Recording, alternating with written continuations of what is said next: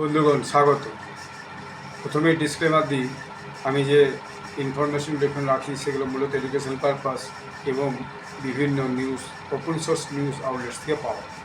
আজকে যে বিষয়টা নিয়ে জিওপলিটিক্সের আলোচনা করব সেটা হচ্ছে প্রেসিডেন্ট ডোনাল্ড ট্রাম্প ইসরায়েলি প্রধানমন্ত্রী বেঞ্জামিন নেতানিয়াহুকে তার যে হোয়াইট হাউসে গতকাল ডিনারে নিমন্ত্রণ করেছেন এবং সেখানে সেই ডিনারে তিনি উপস্থিত হয়েছিলেন। প্রধানমন্ত্রী নেতানিয়াহু তার যে ইসরায়েলের তার যে সভাসদরা আছে তাদের নিয়ে হাজির হয়েছিলেন এবং ডোনাল্ড ট্রাম্পও তার সভাসদদের নিয়ে হাজির ছিলেন। আমি দেখছিলাম ইউটিউবে এসেছে, ফটো এসেছে যে তিনি তার পাশে একদিকে মার্কো রুবিওকে নিয়ে বসে রেখেছেন এবং আরও অনেকেই আছেন সেখানে। তো সেই মিটিংটা হচ্ছে, তো সেই মিটিংয়ে প্রথমেই সেই মিটিংটা হোয়াইট হাউসে এবং ডিনার টেবিলে আছে। ডিনার টেবিলে সব দেখা যায় প্লেট, গ্লাস, জল ইত্যাদি রাখা আছে এবং সেখানে আবার সাংবাদিকদেরকেও ডাকা হয়েছে। সাংবাদিকরা সেখানে উপস্থিত হয়েছে এবং একদিকে ডোনাল্ড ট্রাম্প তার যে মন্ত্রিপরিষদের সদস্যরা, অন্যদিকে বেঞ্জামিন তার মন্ত্রিপরিষদের সদস্যরা বেঞ্জামিন নেতানিয়াহুর পিছনেই সাংবাদিকরা সব দাঁড়িয়ে বিভিন্ন প্রশ্ন করছিলেন এবং ডোনাল্ড ট্রাম্প, বেঞ্জামিন নেতানিয়াহু এবং ট্রাম্পের প্রশাসনের স্টিভ উইটকক এবং আরও দু একজন তারা বিভিন্ন প্রশ্নের উত্তর দিচ্ছিলেন যখন মিস্টার ট্রাম্প তাদের দিকে বলছিলেন তুমি বলো। তো বিষয়টা হচ্ছে যে এখানে প্রথমেই তিনি সকলকে ওয়েলকাম জানান এবং ওয়েলকাম জানানোর পর তিনি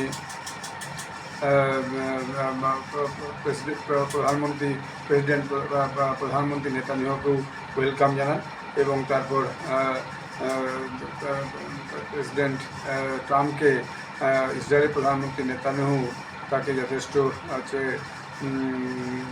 কনগ্রাচুলেশন করে বলেন যে আমি এসেছি আপনার সঙ্গে মিটিং করতে, এটা অত্যন্ত আনন্দের বিষয় এবং এটা আপনার লিডারশিপের জন্য সম্ভব হয়েছে এবং এটা একটা এক্সট্রাঅর্ডিনারি টিপ এবং এটা আগামী দিনে খুব ভালো রেজাল্ট দেবে এবং আগামী দিনে এটা পিস শান্তি প্রক্রিয়াকে আগামী দিনে প্রসারিত করবে। এরপরে তিনি কি করেন, আচমকাই প্রধানমন্ত্রী নেতানিয়াহু তিনি প্রেসিডেন্ট ডোনাল্ড ট্রাম্পকে একটা ঘোষণা করেন যে আমি আপনাকে শান্তির নোবেল পুরস্কার দেওয়ার জন্য নোবেল কমিটির কাছে একটা নমিনেশন ফাইল করেছি বলে তিনি একটা সেই নমিনেশনের সেই কপিটাকে তিনি মিস্টার ডোনাল্ড ট্রাম্পের হাতে দেন এবং সেই বক্তব্যটা আপনারা 10-15 সেকেন্ড একটু শুনুন কি তারা বলেছিলেন আর কি। Prize Committee. It's nominating you for the Peace Prize, which is well deserved, and you should get it. Thank you very much. This I didn't know. Wow. Thank you very much. ধন্যবাদ। Coming from you in particular, this is very meaningful. Thank you very much. I think President Trump had a brilliant vision. It's called free choice. People. ব্যাপারটা বুঝতে পারছেন যে ভীষণভাবে তিনি এটাতে খুব উৎসাহিত বোধ করেছেন এবং ধন্যবাদ জানিয়েছেন প্রেসিডেন্ট ট্রাম্পকে এবং প্রেসিডেন্ট ট্রাম্পও তাকে পরোক্ষে ধন্যবাদ জানিয়েছে। কারণ হচ্ছে যে এটা তার কাছে একটা অপমান বিষয় ছিল। তিনি বললেন যে এরকম একটা কিছু আমি পাবো, এটা আমি কিন্তু আগে থেকে জানতাম না বা আশা করিনি। যাই হোক, এরপর ওখানে যারা জার্নালিস্টরা ছিলেন, সাংবাদিকরা, তারা প্রেসিডেন্ট ট্রাম্পকে বিভিন্ন প্রশ্ন করতে শুরু করলেন। সেই জন্যই এটা একটা দেশ নয়, একটা বিভিন্ন দেশ নিয়েই একটা মস্ত বড় আলোচনা বলা যায়। তো এই যে ডিনার টেবিলে প্রেস কনফারেন্স, এটা খুব কমই দেখা যায় এবং সেই ডিনার টেবিলে প্রেস কনফারেন্সে তাকে বিভিন্ন সাংবাদিকরা বিভিন্ন প্রশ্ন করেছিলেন। তো সেই যে সেই ইন্টারভিউটা প্রায় আধ ঘন্টার বেশি, 33 থেকে 35 মিনিট। আমি তার যে জিস্টটা আমি সেই ইন্টারভিউটা পুরোটা শুনেছি। আমি তার জিস্টটা সংক্ষিপ্ত এখানে বলছি, কারণ আমি অত বড় সব বক্তব্যটাকে এখানে আপনাদের আমি শোনাতে চাই। প্রথম একটা হচ্ছে যে তাকে প্রশ্ন করা হয় যে আমেরিকার টেক্সাসে ভয়ানক বন্যা হয়েছে, ফ্লাড হয়েছে এবং সেই ফ্লাডে প্রচুর ঘরবাড়ি নষ্ট হয়েছে টেক্সাসে এবং সেখানে বলা হচ্ছে প্রায় 100 জনের বেশি লোকের প্রাণহানি হয়েছে এবং সেই যে প্রাণহানি হয়েছে তাতে বেশ কিছু শিশু আছে, বাচ্চাও আছে। সেই নিয়ে তাকে প্রশ্ন করা হয়। তিনি বলেছেন যে না সেখানের যে গভর্নর তার সঙ্গে আমি একদম কোঅর্ডিনেশন করে সেখানে ফ্লাড পরিস্থিতিকে সর্বদা পর্যবেক্ষণ করছি এবং সেখানে যথাযথ যা যা ব্যবস্থা নেওয়ার দরকার সমস্ত ব্যবস্থা নেওয়ার ব্যবস্থা করা হয়েছে, চেষ্টা করা হচ্ছে, এইটা তিনি বলেছেন। এবং তারপরে তাকে যখন জিজ্ঞেস করা তাহলে আপনি কি টেক্সাস ভিজিটে যাচ্ছেন, উনি তখন বললেন যে হ্যাঁ আমি ভিজিটে যাব, আগামী শুক্রবার ফ্রাইডে আমি টেক্সাসে ভিজিটে যাব। এরপরে কথা শুরু হয় গাজা এবং ইসরায়েলের সিজফায়ার নিয়ে। ইসরায়েলের সিজফায়ার নিয়ে যখন কথা শুরু হয় তিনি বললেন হ্যাঁ আশা করছি গাজার সঙ্গে সিজফায়ার তো ইসরায়েলে হয়ে যাবে, কারণ কথা অনেক দূর এগিয়েছে বলে তিনি যে গাজা ইসরায়েলের সিজফায়ারে যে মধ্যস্থতা করছে আমেরিকার পক্ষ থেকে স্টিভ উইটকককে বলেন স্টিভ তুমি বলো কতদূর কে গেছে। স্টিভ বলেন হ্যাঁ রেসপন্ড করেন যে হ্যাঁ অনেকটা কাজ এগিয়েছে এবং আগামী দিনে এইটা সম্ভব হয়ে যাবে বলে আশা করা যাচ্ছে। এবং কাতারের দোহাতে এই আলোচনাটা চলছে এবং যদিও এই আলোচনাটা চলতে একটা সময় থেমে গেছে, কিন্তু আবার এই সপ্তাহেই সে আলোচনাটা শুরু হবে এবং সিজফায়ারটা ত্বরান্বিত এবং সিজফায়ারটা তৈরি হবে বলে আমরা আশা করছি। এরপর তাকে ট্যারিফ নিয়ে, অর্থাৎ তিনি যে বিভিন্ন ট্যাক্স বসাচ্ছেন বিভিন্ন জায়গায়, সেই ট্যারিফ নিয়ে আলোচনা করা হয়। তিনি বললেন যে জাপান এবং সাউথ কোরিয়ার উপর ট্যারিফ আমি চাপাবো এবং সেটা আরও কদিন অপেক্ষা করব। অর্থাৎ তার যে ট্যারিফের ডেট ছিল 9 জুলাই, অর্থাৎ বুঝতে পারছেন আজকে 4 তারিখ, কালকের মধ্যে তার সমস্ত দেশের ট্যারিফ দেওয়ার কথা ছিল, কিন্তু শোনা যাচ্ছে তিনি ডেটটাকে এক্সটেন্ড করেছেন, কারণ এটা 1 আগস্ট পর্যন্ত এক্সটেন্ড করছে। ব্যাপারটা যে ট্যারিফটা তো এক পক্ষ হবে না, দুই পক্ষে একটা ডিল হবে এবং সেই ডিলে দুই পক্ষ সইসান্তা করতে হবে, তবেই ট্যারিফটা হবে। যেমন ভারতের সঙ্গেও তার ট্যারিফটা এখনও পর্যন্ত ফাইনাল হয়নি। আমাদের বাণিজ্যমন্ত্রী পীযূষ গোয়েল ওয়াশিংটনে গেছিলেন, তিনি কদিন ছিলেন, কিন্তু সেখানে ভারতের সঙ্গেও যে ট্যারিফ সেই ট্যারিফটা কিন্তু এখনও পর্যন্ত ফাইনাল হয়নি। এবং এরপর তিনি বলেন চায়নার উপর ট্যারিফ, চায়নার উপর আমি ম্যাক্সিমাম ট্যারিফ চাকাবো, কারণ চায়নার সঙ্গে ট্রেড ডিল হবে করছে, এখন যদি হয়ে ওঠেনি। চায়নার সঙ্গে দীর্ঘদিন যাবৎ ট্রেড ডিল হয়ে গেছে বলে তিনি ঘোষণা করছেন, কিন্তু আসলে ট্রেড ডিল কিছু হয়নি। চায়না আমেরিকার যে সমস্ত প্রস্তাব সেই প্রস্তাবে তারা রাজি হয়নি। চায়নার উপর কখনও অনেক 100%, 50%, 200% বিভিন্ন ট্যারিফের কথা তিনি ঘোষণা করছেন, কিন্তু চায়না এই নিয়ে কোনো উচ্চবাচ্য করেনি এবং চায়না তার নিজের সমস্যা নিয়ে আছে। সেটা আমি কালকে একটা ছোটো ভিডিও করে আপনাকে জানিয়েছি। তো সেই ডিল কিন্তু কমপ্লিট হয়নি। বললেন না চায়নার সঙ্গে ডিল আমাদের হয়ে যাবে, আমাদের মোটামুটি কাজ কথাটা অনেকটা এগিয়ে গেছে। এরপর তিনি বললেন যে প্যালেস্টাইনের ইস্যুটা কী হবে, গাজাতে কী হবে।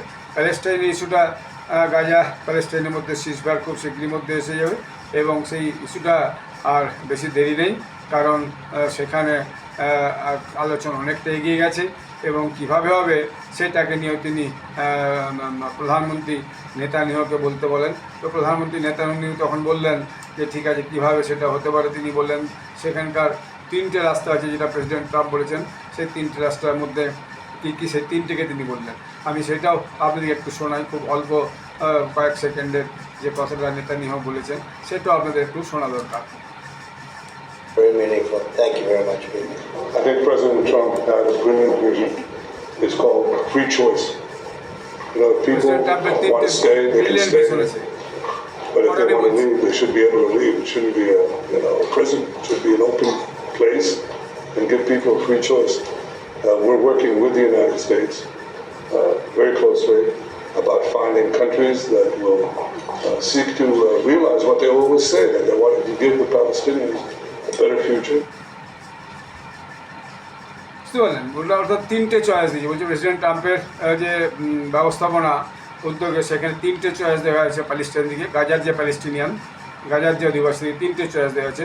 1 নম্বর হচ্ছে যারা থাকতে চায় তারা থাকুক, যারা গাজা ছেড়ে যেতে চায় তারা ছেড়ে যাক, কাউকেই ওখানে বন্দি করে রাখা হবে না, যে একটা ফাঁকা জায়গায় সবাইকে বন্দি করে রাখলো তা রাখা হবে না, সবাই কিন্তু ফ্রিভাবেই বেঁচে থাকতে পারবে, এটা তিনি বলেছেন। যদি পরবর্তীকালে তিনি বলেছেন যে এবং বলছেন যে যারা অন্যান্য পাশের দেশে যেতে চায় তারা সেখানে যেতে পারে, যেটা আমাদের তিনি বলছেন আমাদের প্রেসিডেন্ট ডোনাল্ড ট্রাম্প যেটা প্রস্তাবটা দিয়েছেন যে সেখানেও তারা যেতে পারে এবং পাশাপাশি দেশ যেগুলো আছে সেখানে তারা যেয়ে থাকতে পারে এবং তারা প্যালেস্টাইনের যার একটা প্রান্ত আছে সেখানে যেয়ে থাকতে পারে, এই জাতীয়।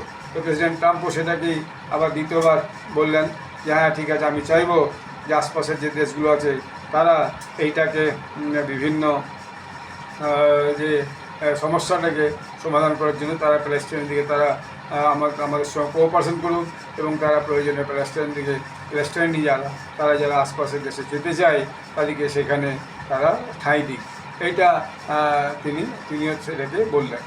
এরপরে তারপরে তিনি আরও বিভিন্ন বিষয় নিয়ে আলোচনা শুরু করলেন এবং আদার ইস্যুস সেভারাল ইস্যুসের মধ্যে হচ্ছে কি যে অন্যান্য দেশের সঙ্গে কি হবে, যে তিনি বললেন যে ট্রাম্পের ট্যারিফের যে ব্যাপারটা, সেই ট্যারিফের ব্যাপারটা খুব গুরুত্বপূর্ণ এবং এই ট্যারিফটা আগামী দিনে ঠিক হবে এবং যুদ্ধ থামানোর ব্যাপারে তার বক্তব্যটা খুব পরিষ্কার। তিনি আবার আজকেও বলে দিলেন, অর্থাৎ গতকালও বলে দিলেন যে ভারত পাকিস্তানের যুদ্ধ তিনি থামিয়ে দিয়েছেন এবং একই কথা আগেবার যে বলছে সেইভাবে যে দুটো নিউক্লিয়ার স্টেট যাতে যুদ্ধ না লাগে সেটা আমি থামিয়ে দিয়েছি এবং দুজনকে বলেছি তারা তোমাদের সঙ্গে ব্যবসা করবো না এবং আমি তোমাদের এই যুদ্ধ থামিয়ে অবিলম্বে সিজফায়ার করতে বলেছি এবং সেই জন্য ভারত পাকিস্তানের মধ্যে সিজফায়ার হয়ে গেছে এবং যুদ্ধ থেমে গেছে। সেটা তিনি আবারও বললেন, অর্থাৎ একই কথাকে তিনি আগেও যেরকম বলেছেন বারবার তিনি বলেই চলেছেন। তারপরে বললেন রোয়ান্ডা কঙ্গো ওজার যে যুদ্ধ ছিল সেই যুদ্ধও থেমে যাবে, সেই যুদ্ধ থেমে যাওয়ার ব্যাপারে আমি কথাবার্তা বলছি। এর বাইরে কসোভো এবং সার্বিয়া কসোভোর যে একটা অংশ পেলে যুদ্ধ চলছে সেই যুদ্ধটা থেমে যাবে, আমি সেই ব্যাপারেও উদ্যোগ নিয়েছি, সেটাও আর খুব বেশি দিন চলবে না। তারপর এসে গেল ইউক্রেন রাশিয়া যুদ্ধ নিয়ে তিনি বললেন যে এই this never going to happen, এটা হওয়া উচিত ছিল না এবং I am unhappy with mister পুতিনের সঙ্গে ব্যাপারে আমি অনেক আনহ্যাপি, তার অসুখী, তার এই যুদ্ধটা অনেক আগেই বন্ধ করে দিয়েছিল। হ্যাঁ, আমি চাই না যে আবার একটা ওয়ার্ল্ড ওয়ার 3 শুরু হয়ে যাবে এবং তিনি পরিষ্কার বললেন I am really disappointed on Putin for not stopping the Ukraine war, not stop attacking the Ukraine. অর্থাৎ ইউক্রেনের উপর যে মাঝে মধ্যেই আক্রমণ করছে রাশিয়া, সেটা আমি কিন্তু একদমই পছন্দ করি। এরপর তিনি ইরানের কথা এলেন, ইরানের কথা তাকে যখন সাতলিশটা জিজ্ঞেস করলো ইরানের কথা এলেন, ইরানের কথা এসে বললেন তিনি ইরানের 3টে সাইটকে ওই B2 বোম্বার দিয়ে ব্লকবাস্টার বোম্বার দিয়ে ধ্বংস করে দিয়েছেন এবং সেখানে অ্যাটমিক এনার্জি কমিশনও ওই রকম একটা রিপোর্ট দিয়েছে এবং সেটা তার কাছে খুবই উল্লেখযোগ্য ব্যাপার। এবং এই যে B2 বোম্বার যেগুলো এরোপ্লেনগুলো এত ভারী অনেক কেউ বলছে 50, কেউ বলছে 60 ফুট, কেউ বলছে 100 ফুট গভীরে যে ইরানের যে পরমাণু যে পরীক্ষা কেন্দ্র হচ্ছিলো, যেখানে ডেভেলপ করছিল নিউক্লিয়ার ওয়ারহেড, সেগুলোকে ধ্বংস করেছে এবং 37 ঘন্টা, তিনি বলছেন আগে সব জানা গেলো 40 ঘন্টা নাকি উড়ে গেছে আমেরিকা থেকে যেটা বম করেছে, তিনি আবার বললেন 37 ঘন্টা তিনি এটা নিয়ে গেছেন এবং আবার ইরানের উপর তিনি আক্রমণ করবেন এই প্রশ্নে তিনি বললেন আশা করছি আক্রমণ করতে হবে না, কারণ ইরান এখন বিষয়টা বুঝে গেছে এবং তারাও এখন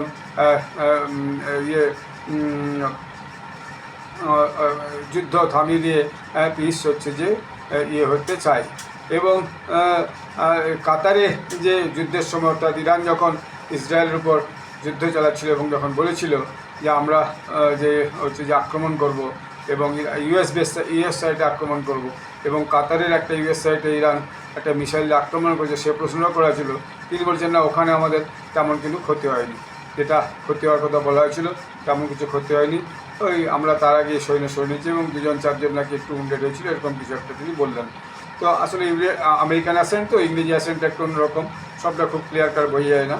এবং এরপরে নেতানিয়াহুকে বলতে বললেন যে আপনি বলুন কীভাবে কী হবে এবং নেতানিয়াহু এবং কী হয়েছে ঘটনাটা। তো নেতানিয়াহু সংক্ষিপ্তভাবে প্রধানমন্ত্রী নেতানিয়াহু সংক্ষিপ্তভাবে যে কীভাবে মিডল ইস্টে পিস আসতে পারে, শান্তি আসতে পারে, সেটা তিনি সংক্ষিপ্তভাবে বললেন এবং হামাস কীভাবে ক্রাইমটা করেছে, কীভাবে মার্ডার করেছে, কীভাবে মহিলাদিকে রেপ করেছে, কীভাবে বাচ্চাদিকে খুন করেছে এবং সেটা তিনি খুব ক্লিয়ার কাট ওখানে আবার বললেন।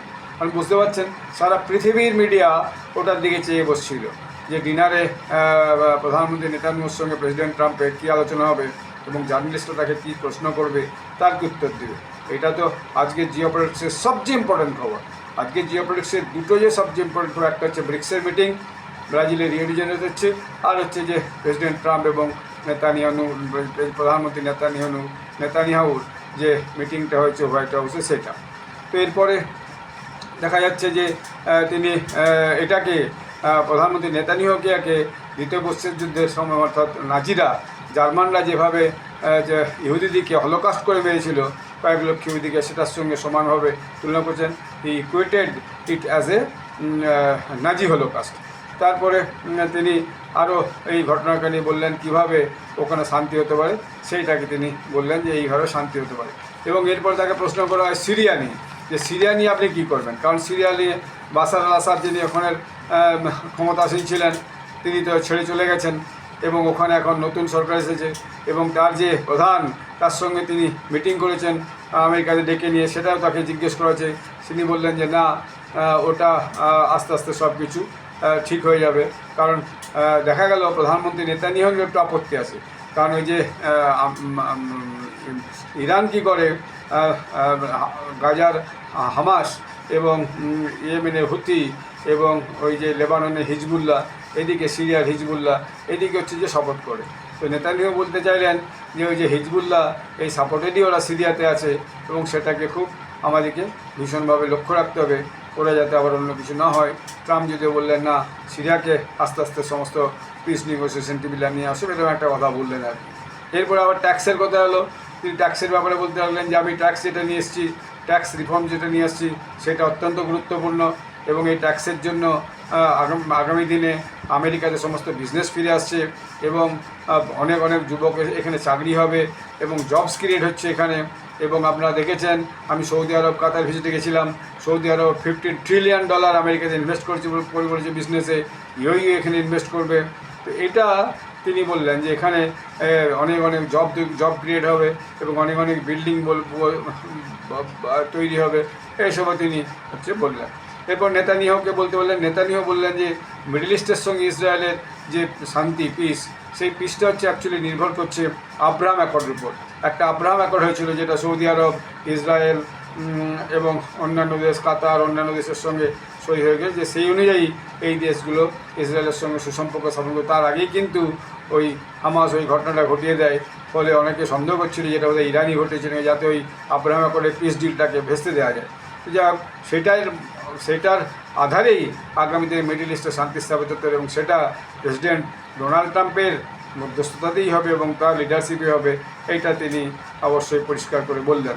এবং এরপরে যখন তাকে বিগ এবং বিউটিফুল বিল নিয়ে বলা হলো, জিজ্ঞেস করা হলো, যেটা রিসেন্ট তিনি গত 4 জুন একটা নতুন বিল নিয়ে পাস করছেন, যেটা নিয়ে তার সঙ্গে ইলন মাস্কের একটা দ্বন্দ্ব তৈরি হয়েছে, তো সেটাকে নিয়ে তাকে যখন প্রশ্ন তিনি বললেন যেটা ইটস এ ভেরি গুড বিল এবং এর থেকে ভালো বিল আর হয় না, এটা আমেরিকার ভীষণ ভালো হবে, এতে ট্যাক্স পেয়ারদের লাভ হবে, এতে অন্যান্য সাধারণ নাগরিকদের লাভ হবে, এইসব কথা তিনি বললেন টললেন এবং এইভাবে মিটিংটা শেষ হলো।